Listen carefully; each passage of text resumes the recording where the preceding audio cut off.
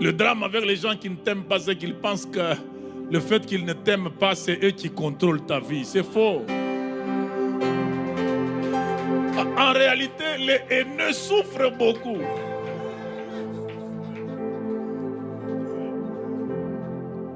Souffrent beaucoup. Ils l'ont vendu, n'est-ce pas? Quand ils ont vendu, c'était autour de quoi? Il est venu leur donner à manger. Hein? Ils l'ont vendu. Ils pensaient que l'épisode est fini. Mais avec Dieu, ça continue là où ça s'est arrêté.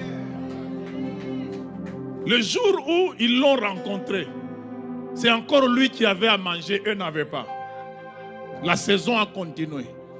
On ne peut pas passer de saison 1 à saison 4. Non, non. Comme la saison 1, c'était Joseph a à manger et vous n'avez pas. La saison 2 doit continuer. Quand vous allez vous rencontrer, vous allez continuer. Vous n'aviez pas à manger. C'est Joseph qui a le blé en Égypte.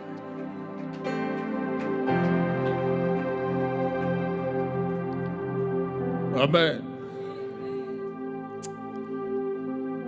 Et puis ce que j'aime avec Dieu, c'est le fait que les gens veulent le connaître seulement dans un seul sens. Le sens d'un Dieu qui empêche au mal d'arriver. Non. Ce n'est pas en empêchant au mal d'arriver que Dieu va révéler sa divinité. Dieu laisse certains maux arriver et il sait les transformer en bien.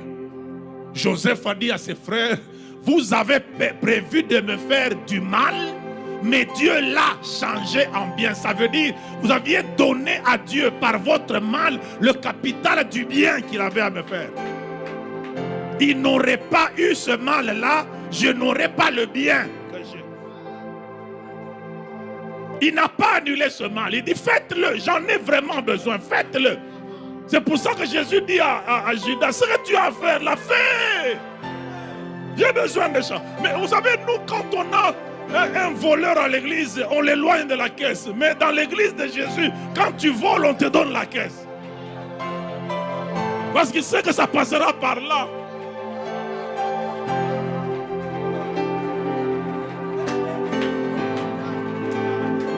Et il appelle même mon ami, il dit, mon ami, ce que tu as à faire là, fais-le, ça veut dire, je t'avais choisi stratégiquement pour ça. Tu as tellement aimé voler la caisse qu'il fallait que tu sois programmable pour me livrer et je dois sauver les autres. Ce qui est terrible, c'est que Judas est mort avant. Il n'est même pas ressuscité. Mais Jésus qu'on a vendu est mort et il est ressuscité.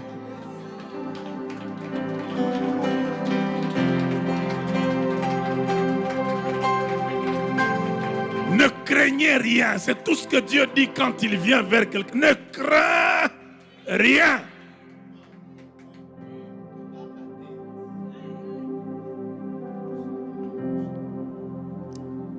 C'est ça qui a accéléré la destinée de Joseph. C'est pour ça que j'ai lu avec vous Habakkuk 2. Là maintenant on y est. Parce que vous vous êtes demandé, mais pourquoi on a lu Habakkuk? Et puis j'aime la version d'Arby qui dit, écris la vision sur des tablettes afin que celui qui la lit puisse courir. Amen. On nous dit que la vision marche vers son accomplissement. Elle va vers son terme. Mais celui qui lit la vision, qu'est-ce qu'il fait? Il court. Entre celui qui court et celui qui marche, qui va plus vite? Celui qui court, hein? Toi, tu cours. La vision marche. Qui va arriver avant? Celui qui court, n'est-ce pas? C'est pour ça qu'on dit à celui qui court, hein, si elle tarde, attends-la. Ça veut dire que tu vas arriver avant la vision au lieu de son accomplissement. Et quand tu vas arriver avant là, elle va tarder parce qu'elle, elle marche. Toi, tu cours.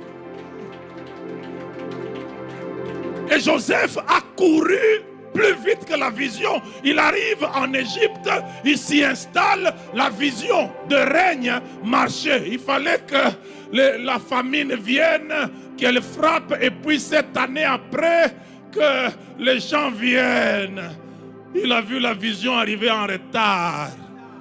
Parce que lui est allé en avance. C'est pour ça qu'il leur a dit: l'Éternel m'a envoyé devant vous. Ça veut dire, j'étais en avance parce que la vision marche. Vous devriez marcher, mais moi j'ai couru. Et j'aimerais dire ça à quelqu'un: tu es déjà arrivé au lieu de l'accomplissement. Ça s'appelle Jésus, ce lieu-là. La Bible dit, c'est en lui qu'est le oui. Et le Amen est prononcé par lui. C'est en lui, c'est que tu es déjà là.